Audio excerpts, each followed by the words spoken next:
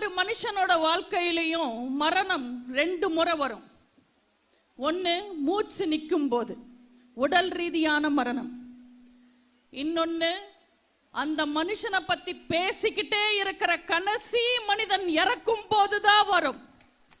அப்படி பார்த்தா நம்ம புரட்சி தலைவர் பொன்மன செம்மலுக்கு மரணமே கிடையாது. அவர் காலத்தையே வென்றவர். அவரோட ஆட்சியும் அவர் செஞ்ச தர்மங்களும் இந்த உலகம் இருக்கிற வரைக்கும் அவரை புகழோட வாழ வைக்கும்.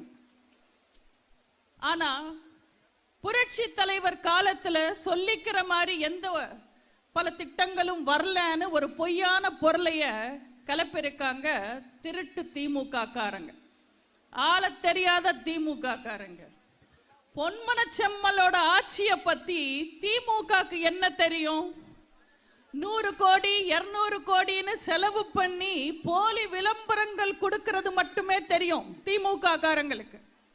ஆனா 40 வருஷத்துக்கு முன்னாடி 100 கோடி செலவு பண்ணி 64 லட்சம் மாணவர்களுக்கு சத்துணவு சாப்பாடு போட்டவர் புரட்சி தலைவர். சத்துணவு சாப்பாடு திட்டத்துக்காக அரிசி கேட்டு மத்திய அரசாங்கத்துக்கிட்ட போனார் புரட்சி தலைவர். இந்திரா காந்தி அம்மையார் இல்லைன்னு சொல்லிட்டாங்க. யோசிச்சு பாருங்க, அப்ப மட்டும் கருணாநிதியோ ஸ்டாலினோ ஆட்சியில இருந்திருந்தா பழிய தூக்கி மத்திய அரசாங்கத்து மேல போட்டுட்டு மாநில அரசு கிட்ட நிதி இல்லைன்னு மக்களை ஏமாத்தி திட்டத்தை கைவிட்டிருப்பாங்க. ஆனா நம்ம புரட்சி தலைவர் மாநில நிதியை வச்சே மாணவர்களுக்கு சத்துணவு சாப்பாடு போட்டார். அது மட்டும் இல்ல, எல்லா மாணவர்களுக்கும் இலவசமா புத்தகங்கள், காலனி, பல்பொடின்னு கொடுத்து பசங்களை ஸ்கூலுக்கு வர வச்சாரு. ஆரம்ப கல்வி எல்லாருக்கும் கிடைக்கணும்ன்றதுக்காக 5வது வரைக்கும் ஆல் பாஸ் திட்டம் கொண்டு வந்தது புரட்சி தலைவர். 125 வருஷத்துல தமிழ்நாட்டுல 4 பல்கலைக்கழகங்கள் தான் இருந்தது. புரட்சி தலைவர் வந்ததுக்கு அப்புறம் Anna university, Bharathiar university, Bharathidasan university, Annai Teresa university, Thanjavur Tamil யூனிவர்சிட்டின்னு எத்தனையோ பல்கலைக்கழகங்களை கொண்டு வந்தாரு.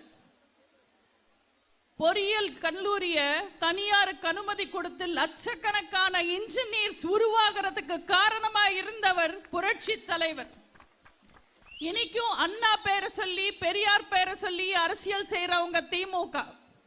ஆனா உண்மையில அண்ணாவையும் பெரியாரையும் திமுக மதிச்சதே இல்லை. அண்ணாவோட வீட்டை நினைவில்லமா ஆக்குனதே புரட்சி தலைவர்.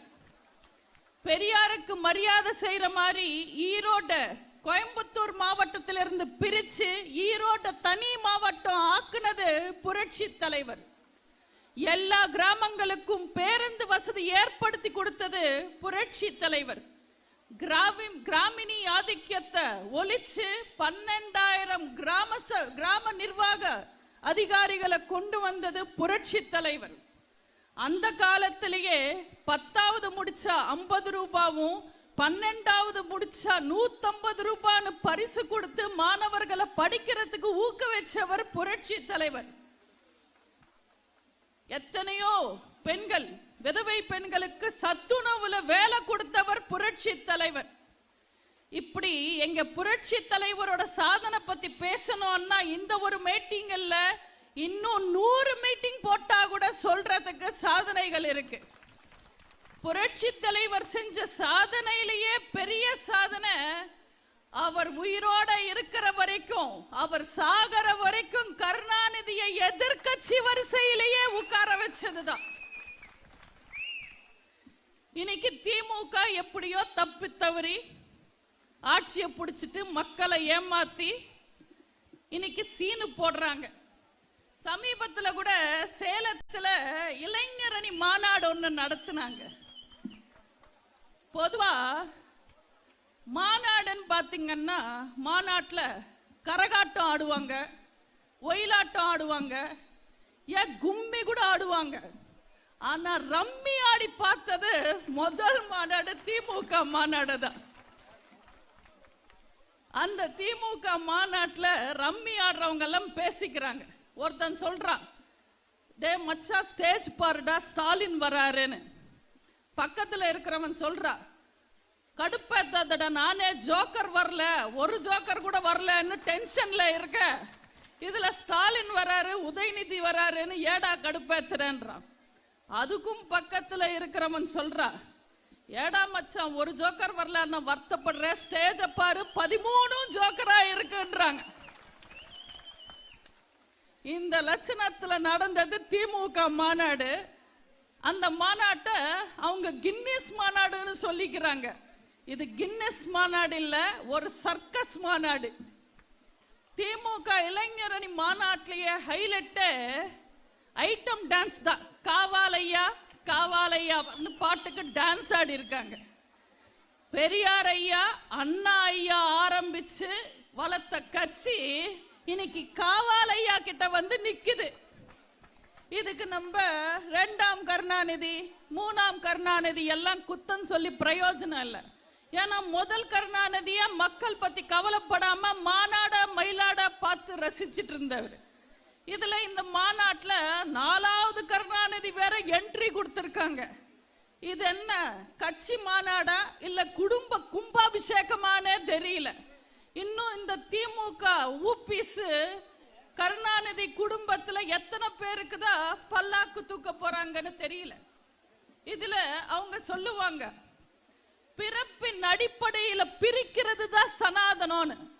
திமுக என்ன செய்யறாங்க, கருணாநிதி ரத்தம் மட்டும் முதல்வராகணும், மற்றவங்க எல்லாம் முட்டாளாகணுமா?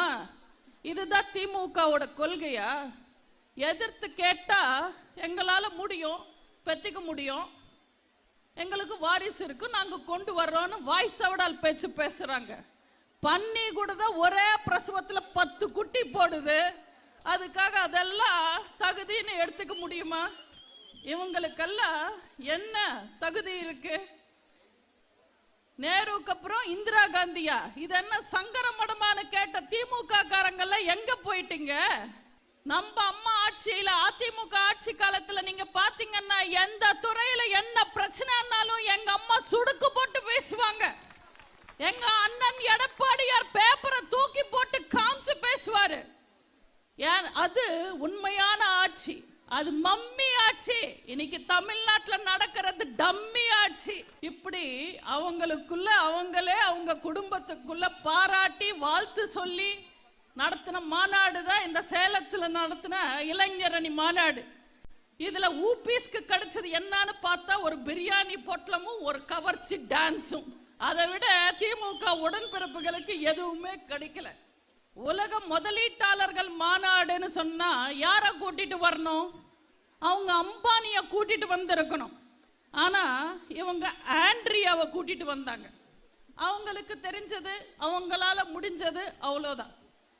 அந்த கவர்ச்சி மாநாட்டிலையும் ஸ்டாலின் பேசினாரு, திமுக ஆட்சி ஒரு பாசாட்சி, ஒரு மாசாட்சின்னு பேசினாரு. மனசாட்சி இருக்கிறவன் எவனாவது இது ஒத்துப்பானா? இதுவா பாசாட்சி? இதுவா மாசாட்சி? போட்ட திட்டங்கள் எல்லாம் ஃபெயிலு, அமைச்சர் எல்லாம் ஜெயிலு, கிடைக்குமான்னு அலையிறாங்க பெயிலு. இதுவா மாசாட்சி? உங்களுக்கெல்லாம் ஞாபகம் இருக்கும்னு நினைக்கிறேன். ஸ்டாலின் எதிர்கட்சியா இருக்கும் போது ஹெலிகாப்டர்ல வந்த மோடிக்கு வீட்டு வாசல்ல இருந்து கருப்பு கொடி காமிச்சாரு. இப்போ ஆளுங்கட்சியா இருக்கும் போது அதே மோடி சென்னைக்கு வரும்போது ஸ்டாலின் யாரு சர்வாதிகாரின்னு சொல்லிக்கிற ஸ்டாலின் சரவணா பவன் ஹோட்டல் சர்வர் மாதிரி செவ்வரோரமா நின்னு கும்பிடுறாரு. இதுல ஹைலைட், மோடி ஏர்போர்ட்ல சந்திக்கும் போது ஸ்டாலின் வெள்ளை கொடை பிடிச்சிக்கிட்டு நின்னாரு. அது பார்த்த உடனே எனக்கு 23ஆம் புலிகேசி படம் காமெடி தான் ஞாபகம் வந்தது. அதுல எதிர்நாட்டு ராஜா தியாகு வரும்போது சமாதானம் பேசுறதுக்காக வடிவேலு வெள்ளக்கோடி ஆட்டிக்கிட்டே வெளியில வருவார். அதே மாதிரிதான் இருந்தது. இதெல்லாம் கற்பனை இல்லை, இதெல்லாம் நியூஸ்ல வந்தது. நீங்கெல்லாம் இன்னைக்கும் யூடியூப்ல தேடினீங்கன்னா வீடியோ இருக்கும், போய் பாருங்க. வெள்ளக்கொடி காமிச்சா அசிங்கம், அதனால வெள்ளக்கொடை பிடிச்சிக்கிட்டு நிக்கிறாரு. நீங்கெல்லாம் எங்கேயாவது வெள்ளை கலர்ல கொடை பார்த்திருக்கீங்களா? நீங்க கடைக்கு போய் கேளுங்க, கருப்பு கலர்ல கொடை தருவாங்க. ஏதாவது ஃபேன்சி ஸ்டோருக்கு போனீங்கன்னா சிவப்பு கலர், மஞ்சள் கலர், நீல கலர்ல கொடை கிடைக்கும்.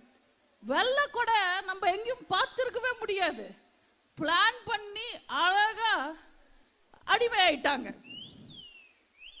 சரண்டர் ஆகுறவங்க எல்லாம் சர்வாதிகாரின்னு வாய்ஸவிடால் பேச்சு பேசினா நான் என்னன்னு சொல்றது?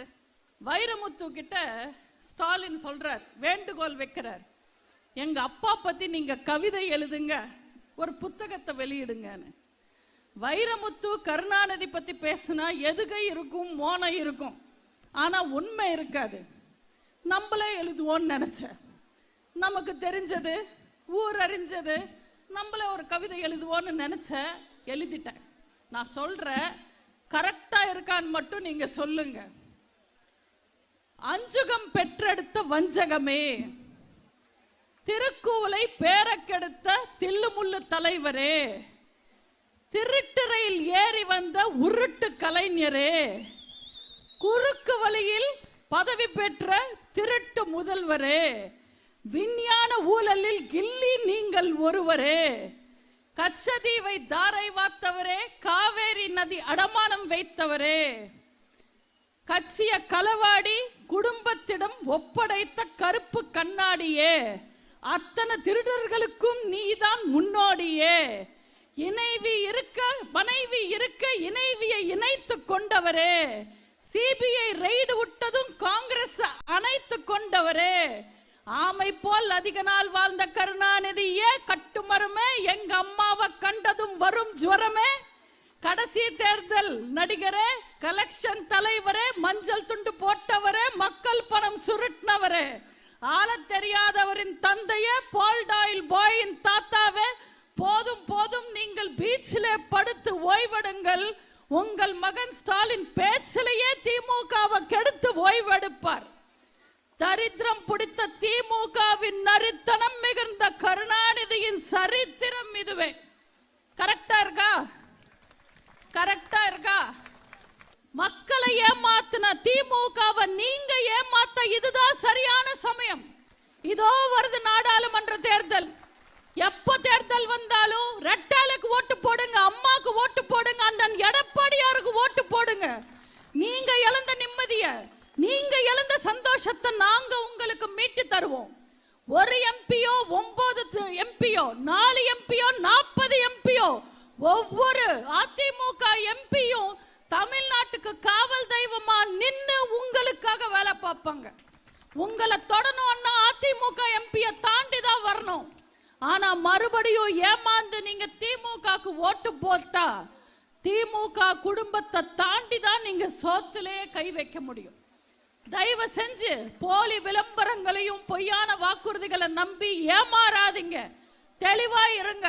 யார் நல்லவங்க யார் கெட்டவங்கன்னு புரிஞ்சுக்கங்க. ஊடகங்கள் மாறணும், உண்மையை ஊருக்கு சொல்லணும். இதோ வரப்போது தேர்தல்.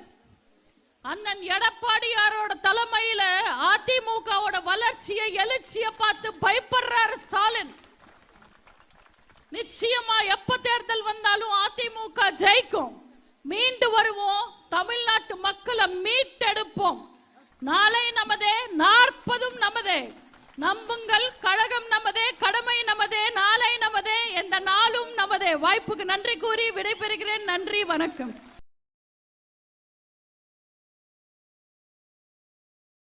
10ஆம் வகுப்பு படித்தவரா நீங்களும் மத்திய அரசு பணியில் சேரலாம். SSC நடத்தும் MDS தேர்வில் பங்கேற்று வெற்றி வாகை சூடுங்கள். சன் IAS அகாடமி நடத்தும் SSC MDS தேர்வுக்கான பயிற்சியில் இன்றே இணைந்து பயிற்சி பெறுவீர், வெற்றி பெறுவீர். தொடர்புக்கு 9952920001 7397355517.